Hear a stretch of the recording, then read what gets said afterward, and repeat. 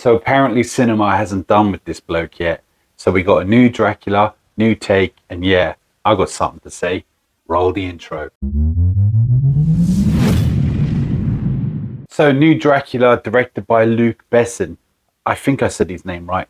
Now, he's directed films like Leon, The Professional. He's done The Fifth Element. Now, I might as well say this up front. I've never read Dracula the book.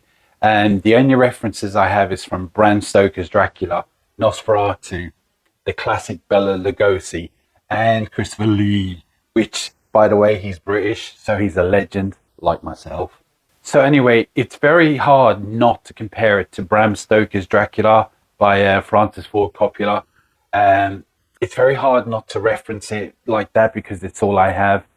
And I don't know how accurate both of them are. I'm sure they're to a point.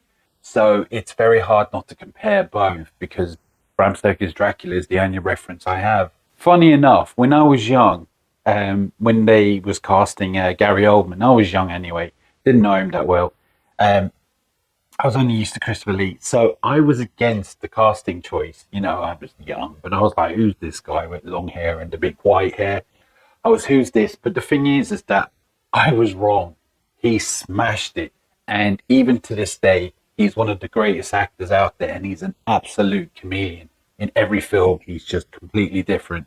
But this is a different film and it's a different actor. I'll get back to this. Now, the film does borrow from Coppola because he's got the big white long hair and all that. Now, I did check because I wanted to be sure. Yeah, there's an old man Dracula in the book, but the long hair is definitely a copy from Coppola. But the thing is, if you're going to copy someone, that's the best place to copy it, right? Despite its comparisons, it is its own movie. It's not copying Coppola's beat by beat. It has its own narrative and its own identity. Casting of Dracula was a very interesting choice to me. The guy's name is Caleb Landry Jones. I'm sorry if I've said it wrong. My reading's terrible. I've seen him on X-Men, and I think he's on Get Out, but don't hold me to that. Now, he didn't have that traditional look, as we all know from Christopher Lee and all that. But then I didn't think Gary Oldman looked like it. So I thought, all right, let's give him a chance. And to be honest with you, I think he'd done a pretty decent job. And for me, it works more than it doesn't. Now, Christoph Waltz, as I say, he's a scene stealer. He's great on everything. But as I say, he's called the priest on this. And it's like not Van Helsing, but he pretty much is Van Helsing. And I'll be honest with you, it felt like he's kind of born to play Van Helsing. He has that kind of look and that mannerisms, and that charm. But the thing is that I felt like every time he was on, it sharpens the film and just gives it that extra point. Now, Jonathan Harker on this, and it was actually good to hear and see he had a British accent, unlike Coppola's version with Reeves. But you know what? Everyone loves Keanu Reeves, so he gets a pass. And I want to point out, and it's a bit of a twist, we have Jason Statham. Have you heard his American accent? It's just as bad, but we love him too, so he gets a pass. So visually, this film is pretty decent. It's got good cinematography. The atmosphere is decent. The set designs are pretty good. And the makeup and the prosthetics and all that, yeah, it's spot on. I will say a couple of times there's some CGI, you can see the CGI on gargoyles and stuff like that. And sometimes you can see a bit of green screen, but it's a low budget. And it didn't take me out of the film at all. It's just me being a reviewer. I always looking around. But it didn't take me out of the film.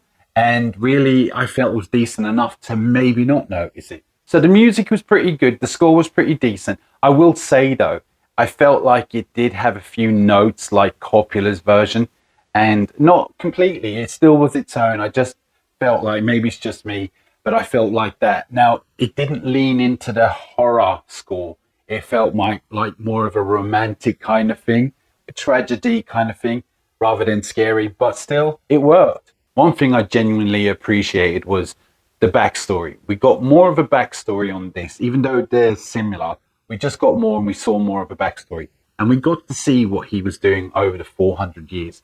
And we got to see he wasn't a complete monster, and we got to see the tragedy that was going through his life. And I felt it gave him more character. Not saying it took away from Gary Oldman, because that was just bang on. I'm just saying is I just really enjoyed seeing the backstory and what he's been doing for 400 years, because a lot of the time that's breezed over, and even in Coppola's version. Just going on to Nosferatu, which I saw about a year ago, and I will say that I really enjoyed that movie. Yeah, it was brilliant. So I felt like this film kind of needs to justify its existence. So by giving us that backstory, it makes it stand out from all the rest. I mean, don't get me wrong, it doesn't take over the whole film, but there's more about it than we get in the other one. So to me, it justifies it, and that's why we got it, and I'm glad we did. Now, I want to say a couple of negatives, and there's some humor in this film, here and there, and I don't think it fit in the scenes, and I don't think it fit the movie. And it did kind of take me out of the scene a little bit. I was like, oh God. Now, I'm not blaming it, and I'm not, it's trying to be different and add some humor. It's very 2026 in that way. But I didn't like the humor. And as I said, the gargoyles, the CGI, you know what? I'm going to leave it alone with that because it's low budget. And again, it didn't take me out of the film. Now, there is something else, and I wouldn't say it's a spoiler. It's something that, all right, look. So on this, he has a cologne. He invents or comes across a cologne. He spent years looking for it. And it helps him possess or kind of take control of people's minds, like, the original Dracula, where he looks at you. I know it's different, and that's great. It's done its own thing, and that's great. And to be honest with you, I wouldn't mind some of that cologne myself. But I do prefer the Dracula where he's able to stare at you and just take control of you rather than this cologne. But again, it's its own thing. I just didn't like it that much. Now, pacing wise, it wasn't terrible, but I feel like it was a little bit too long.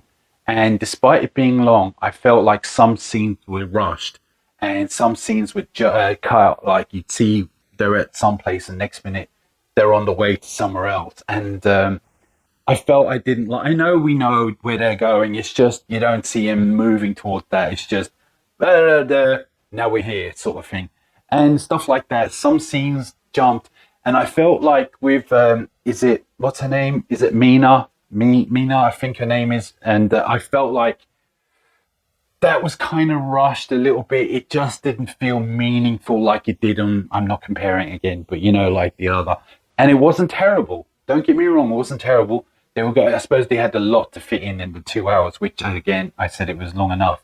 But I just didn't feel that connection because I felt like we didn't get enough from them. We only got a few scenes and it just didn't feel, it wasn't bad. Look, I'm not knocking it. I don't want to knock it. It done what it done. Now, box office and budget.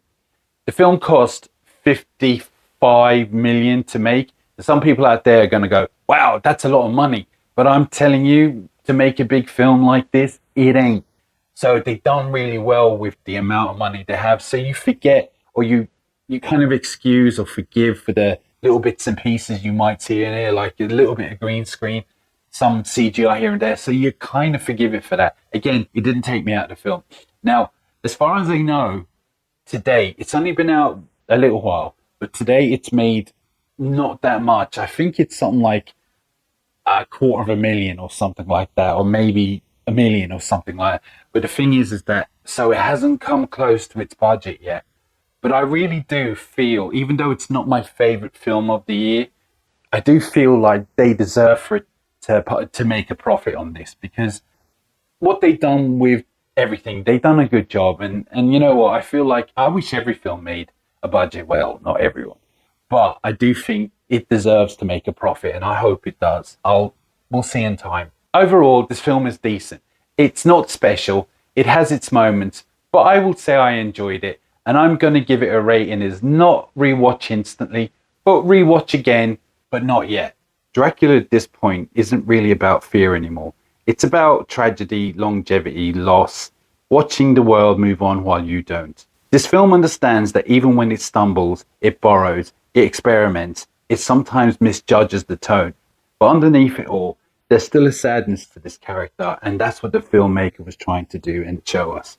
But as long as there is new ways to explore that tragedy, Dracula will keep rising from the grave, and we will love it. All right, so that's it. That's my review. I want to ask you, though, and leave it in the comments. Did you like it? Have you seen it? Did you compare it to the original as well? Did you feel unfair about it? Let me know in the comments what you thought about it all. Like and subscribe. But for now, and until next time,